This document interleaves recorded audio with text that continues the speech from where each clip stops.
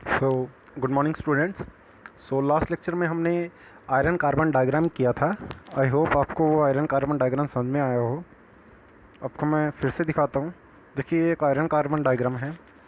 मैंने सिर्फ इसमें वो पॉइंट्स लिखे हैं जो आपके लिए इम्पोर्टेंट है, जैसे कि टेम्परेचर 727, 910, 1147, 1400, 1492 और 1538। इसके ऊपर बेसिकली यहाँ जहाँ एल लिखा हुआ है वो है लिक्विड।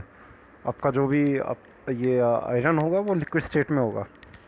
ये अल्फ़ा, डेल्टा और ये गामा जो मैंने लिखा हुआ है, अल्फ़ा मीन्स अल्फ़ा फेराइट, इसे हम बोलते हैं फेराइट। जहाँ डेल्टा लिखा हुआ है ऑस्टेनाइट, वो जहाँ डेल्टा लिखा हुआ है वो फेराइट। ठीक है। इस अल्फ़ा फेराइट और डेल्टा फेराइट में सिर्फ डिफरेंस है आपका स्ट्रक्चर का होगा और दूसरा टेम्परेचर का। ठीक है। और नेक्स्ट गामा ऑस्टेनाइट, देखिए ये आपका ऑस्टेनाइट है। ओके। और आपको यहाँ 4.3 और 0.8 में दो ग्रीन कलर से आपको दिखाई दे रहे होंगे। ये 4.3 और 0.8 जो है हमारा, ये 4.8 को हम बोलते हैं यूटेक्टिक पॉइंट और 0.8 को हम बोलते हैं यूटेक्टॉइड। ओके। इस अल्फ़ा का मतलब है फेराइट। अब अगर अल्फ़ा यहाँ फेराइट है तो यहाँ हमें क्या मिलेगा, फेराइट प्लस एक नई चीज़ थी जिसका नाम हमने क्या पढ़ा था, परलाइट।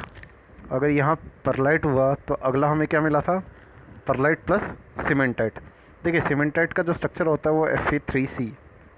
उसके बाद आगे हमें परलाइट प्लस सीमेंटाइट तो था ही, और एक और चीज़ जो कि हमें 4.3 से बनना स्टार्ट होती है जिसे हम बोलते हैं लीडेबोराइट।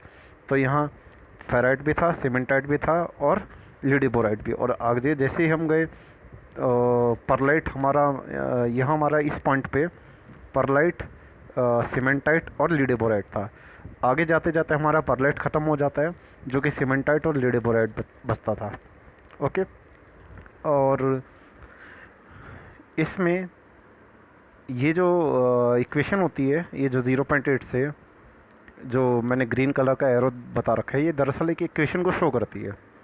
इसको हम बोलते हैं eutectic equation, sorry eutectoid equation. इसको हम यूटेक्टिक इक्वेशन बोलते हैं। ठीक है। और ये जो ग्रीन कलर का ऊपर मैंने शो किया हुआ है ये होता है पेरीटेक्टिक।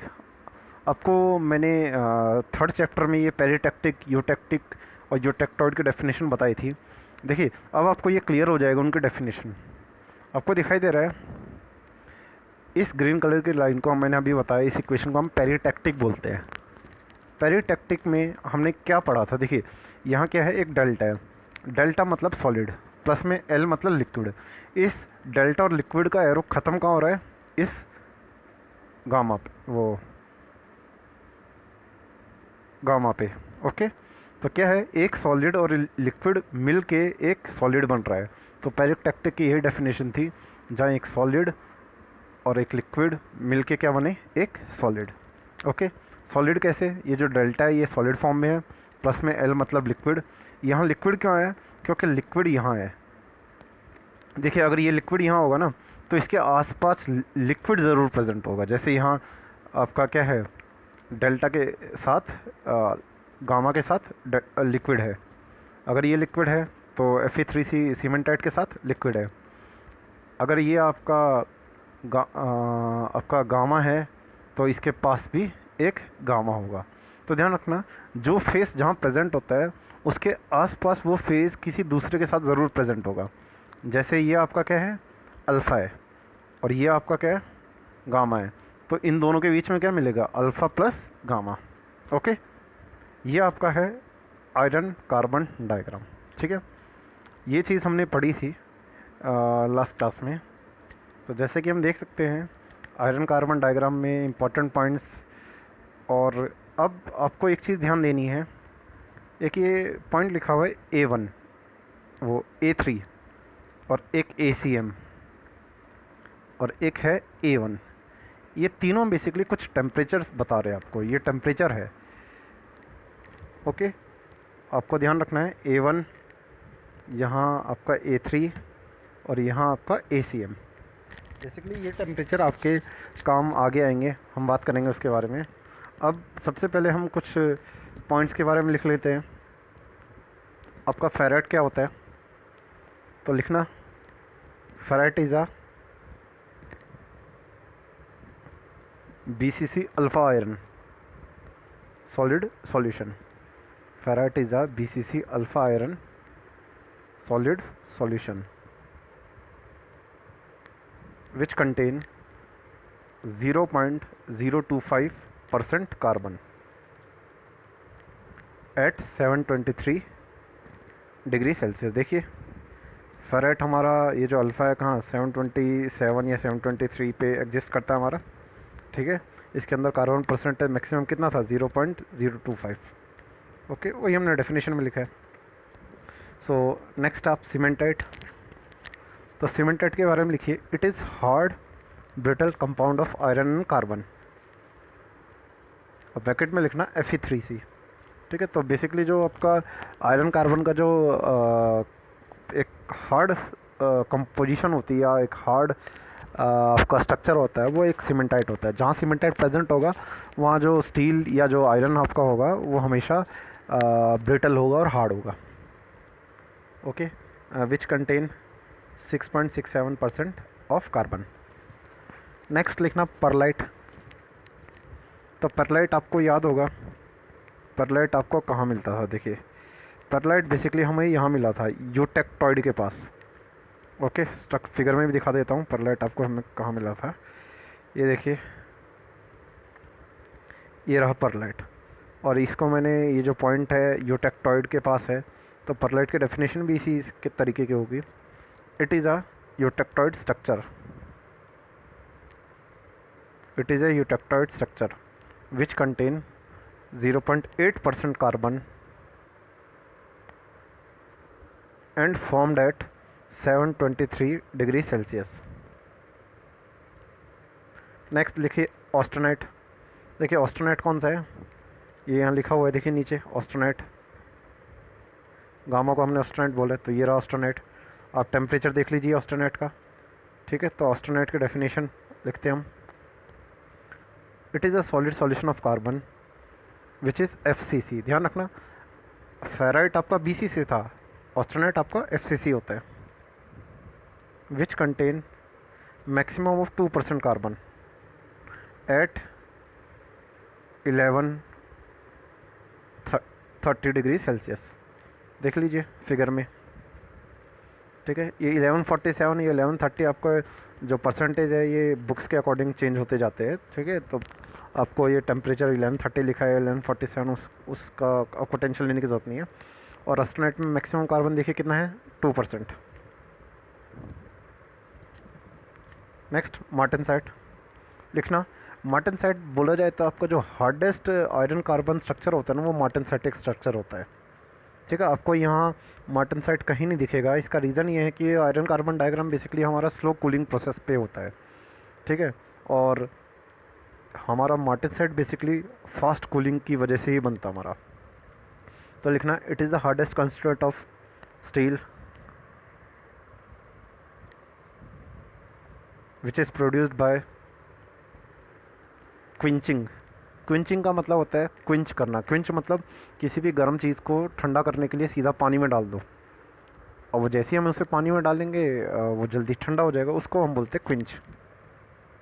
ओके, तो क्विंच मतलब फास्ट कूलिंग, ठीक है। और जैसा मैंने बताया आयरन कार्बन डायग्राम का स्लो कूलिंग की वजह से ही बनाया हुआ है। नेक्स्ट लिखिए लीडेबोराइट। अब मैंने अभी आपको बताया था लीडेबोराइट कहाँ बनता था, ये 4.3 से बनना स्टार्ट होता था। जैसे ही आपका जो लिक्विड है वो सॉलिड बनना स्टार्ट होता था वहाँ लीडेबोराइट बनता था। ये लिक्विड ये रहा, अब ये 4.3 से ये C पॉइंट से जब भी नीचे की तरफ आपका सॉलिड बनना स्टार्ट होता था तो लीडेबोराइट का फॉर्मेशन होता था। तो कैसा मिक्सचर है यूटेक्टिक। यूटेक्टिक किस किस चीज़ का मिक्सचर है, इस लीडेबोराइट 4.3 के साथ में क्या है ऑस्टेनाइट, ओके। और ऑस्टेनाइट के लीडेबोराइट के इस तरफ क्या है सीमेंटाइट। तो बेसिकली जब ये ऑस्टेनाइट और सीमेंटाइट दोनों मिलते हैं तो मिलके आपका लीडेबोराइट फॉर्मेशन बनता है। तो it is eutectic mixture of austenite and cementite which contain 4.3% carbon at 1130 degree Celsius। Okay.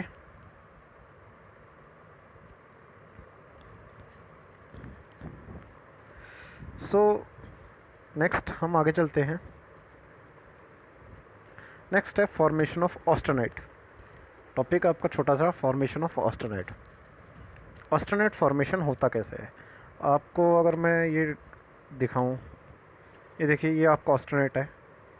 ऑस्टेनाइटिक formation usually कैसे होता है, लाइक हमें क्या करना पड़ता है, आयरन को ना हीट करना पड़ता है 727 पे, 910 पे, ऐसे ऐसे टेम्परेचर इंक्रीज़ होता है। अब ऑस्टेनाइट बेसिकली, यहाँ मैंने एक पॉइंट आपको बताया था, ये रहा ACM। बेसिकली इस टेम्परेचर से अबव अगर हम किसी आयरन को हीट करें, तो जब हम उसे इस टेम्परेचर पे अबव स्लाइटली हीट करते हैं तो हमें क्या स्ट्रक्चर मिलता है, ऑस्टेनेटिक स्ट्रक्चर मिलता है। तो लिखना, बेसिकली आप ध्यान से देखिए, इनिशियली परलाइट होता है, ये देखिए परलाइट है। ये परलाइट को जैसे मैं हीट करूँगा तो ऊपर मुझे क्या मिलेगा, ऑस्टेनाइट मिलेगा। तो परलाइट से ऑस्टेनाइट बनता है। तो लिखना, formation of austenite from pearlite takes place when steel is heated above equilibrium temperature, जो कि AC, जो हमने डिनोट किया था ना AC1, above equilibrium temperature.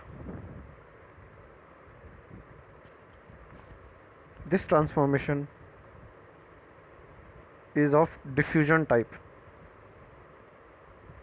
is of diffusion type.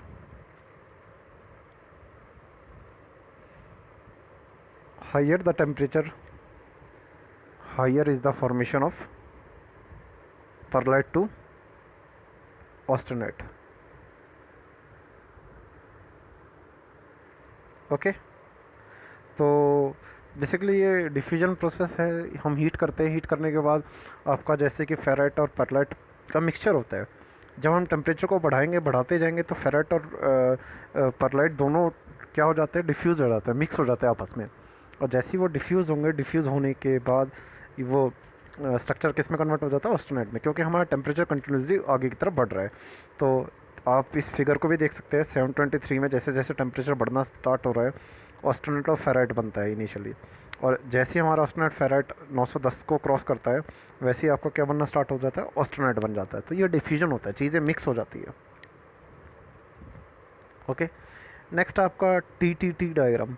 देखिए एक्चुअल में क्या होता है, हमारा एक जो आयरन कार्बन डायग्राम है, उस डायग्राम में हमने सिर्फ ये देखा कि किस चीज़ का फॉर्मेशन हो रहा है, कैसे फॉर्मेशन हुआ है, ठीक है, कौन किस चीज़ में कन्वर्ट हो रहा है, ऑस्टेनाइट फेराइट में कन्वर्ट हुआ, किस पॉइंट पे फेराइट मिल रहा है, किस पॉइंट पे ऑस्टेनाइट मिल रहा है, ठीक है।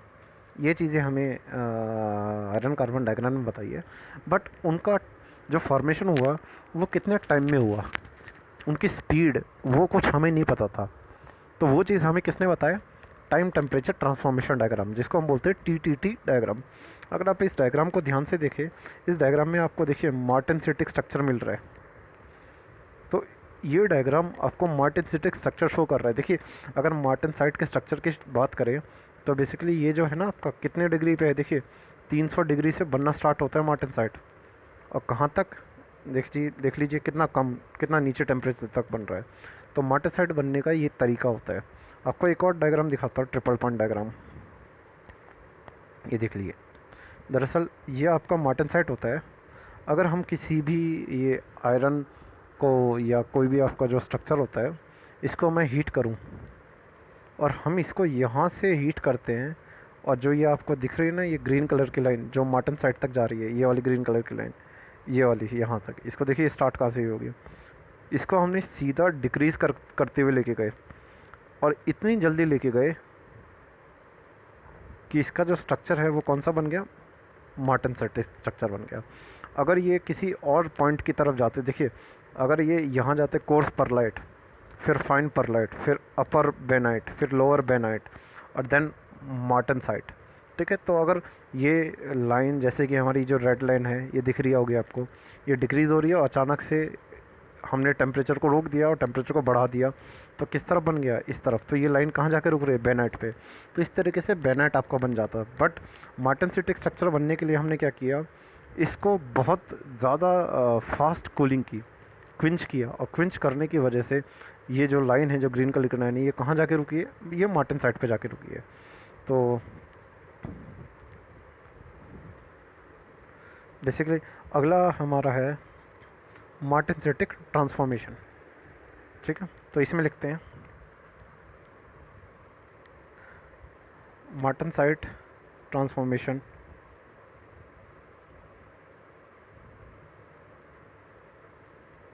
ऑफ ऑस्टेनाइट, या martensite is a transformation of austenite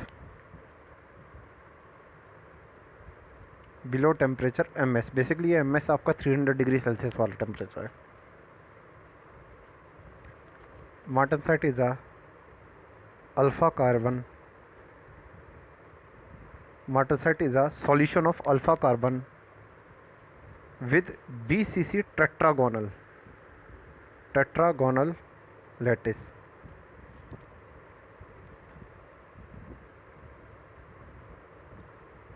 Okay, when austenite is cooled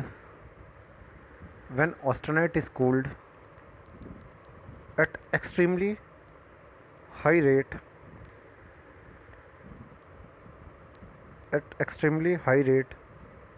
above upper critical point,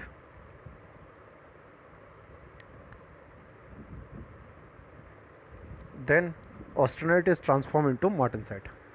तो ध्यान रखना, अपर क्रिटिकल टेम्परेचर, वो ACM जो था ना, वहाँ आपका ऑस्टेनेट था। अगर उस ऑस्टेनेट को मैं बहुत जल्दी उसको क्या करूँ, ठंडा करूँ, ठीक है, फास्ट कूलिंग करूँ, मतलब पानी में डुबो दिया डायरेक्टली आपने, तो टेम्परेचर 700 से बहुत जल्दी 300 तक पहुँच जाएगा। तो जब वो स्ट्रक्चर जो बनता है वो आपका होता है martensitic structure. Okay, so I hope आपको ये मार्टेनसिटिक ट्रांसफॉर्मेशन क्लियर हो गया होगा। सो नेक्स्ट है आपका हीट ट्रीटमेंट प्रोसेस। देखिए, चैप्टर हमारा हीट ट्रीटमेंट का ही है। हीट ट्रीटमेंट प्रोसेस मतलब ऐसे प्रोसेस जिससे हम मेटल को हीट करते हैं या किसी भी एलॉय को हीट करते हैं, जिसके बाद हम उसे ठंडा करेंगे, और ठंडा करने के बाद हम उसकी डिज़ायर्ड प्रॉपर्टी जो हमें चाहिए होती है वो हमें मिल जाती है। और हीटिंग हम अलग अलग तरीके से करते हैं, किसी पर्टिकुलर टेम्परेचर तक करना और उसे कूल करना, और कूल करने के अलग अलग तरीके होते हैं। इसकी वजह से हमारे हीट ट्रीटमेंट डिफरेंट टाइप के हैं। और आपको हीट ट्रीटमेंट आपको दिख रहे होंगे, ये हीट ट्रीटमेंट आपको 5 टाइप के मिल रहे हैं: एनीलिंग, नॉर्मलाइजिंग, हार्डनिंग, टेम्परिंग और सरफेस हार्डनिंग। चलिए बात करते हैं हम एनीलिंग की। ठीक है, तो अगर मैं एनीलिंग की बात करूं, तो एनीलिंग बेसिकली हम क्या करते हैं,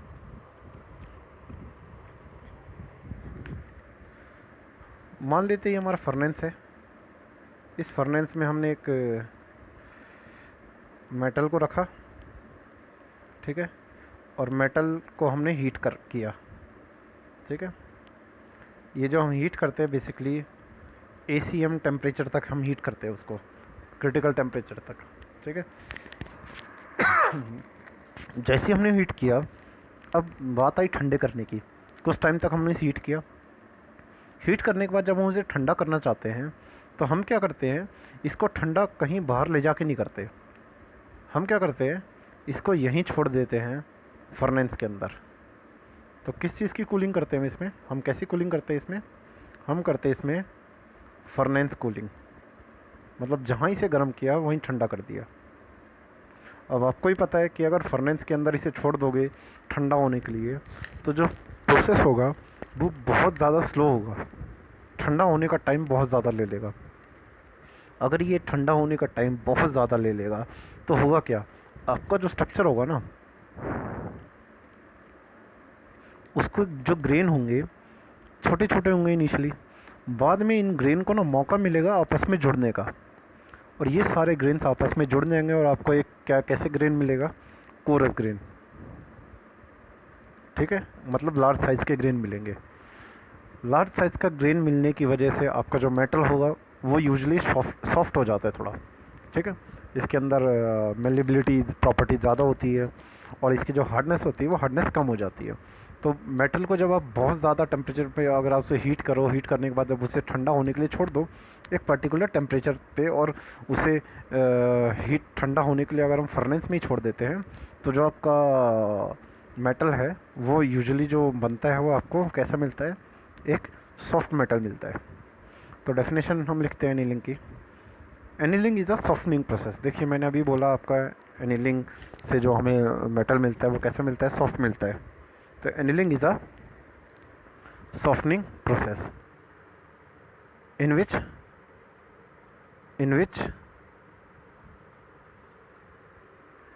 metal is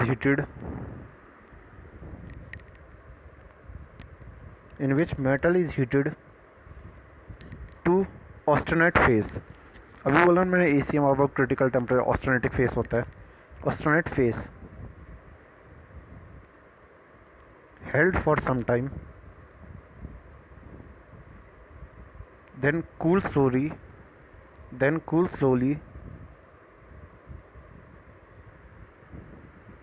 in the furnace, okay. तो फर्नेस में ही हम उसे ठंडा करने के लिए छोड़ देते हैं। अब उसके एनीलिंग का पर्पस क्या होता है, देखिए हम एनीलिंग करते क्यों हैं हमें पता होना चाहिए।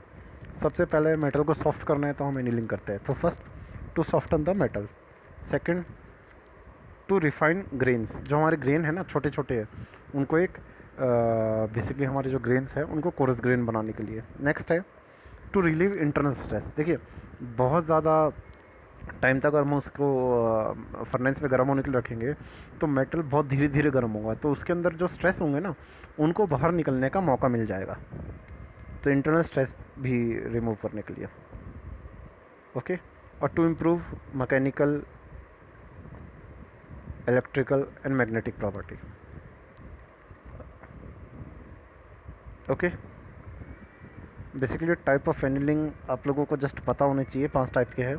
Full annealing, spheroidise annealing, homogeneous, isothermal annealing और प्रोसेस एनीलिंग, ओके। बस आपका क्वेश्चन आएगा main, what is annealing and what is the purpose of annealing, okay. So I hope आपको एनीलिंग का केस क्लियर हो गया होगा कि बेसिकली यहाँ मेटल को हम हीट करते हैं ऑस्टेनेटिक पॉइंट तक और उसके बाद उसे ठंडा करते हैं किस में, फर्नेस में ही। इस प्रोसेस को हम सॉफ्टनिंग प्रोसेस क्यों बोलते हैं, क्योंकि ठंडा होने में जितना ज़्यादा टाइम लगेगा मेटल के अंदर उतना ज़्यादा सॉफ्टनेस बन जाती है, ठीक है। तो मेटल सॉफ्ट होगा, ग्रेन्स जो होंगे वो आपके रिफाइन हो जाएंगे, इंटरनल स्ट्रेस नहीं रहेगा। इंटरनल स्ट्रेस नहीं रहेगा तो आपका मेटल जो होगा बेसिकली सॉफ्ट और आपका मेलिएबल बनेगा, ठीक है। मेलिएबल और डक्टाइल आपका रहेगा। सो ये था हमारा फर्स्ट प्रोसेस जिसको हम बोलते हैं हीट ट्रीटमेंट। सो नेक्स्ट जो हमारा प्रोसेस आएगा वो होगा नॉर्मलाइजिंग, ओके। सो नॉर्मलाइजिंग हम अपने नेक्स्ट क्लास में स्टार्ट करेंगे। तो यहाँ तक आपको जितना लिखवाया, जितना बताया है उसे याद करिए और अपने नोट्स बनाइए, ओके।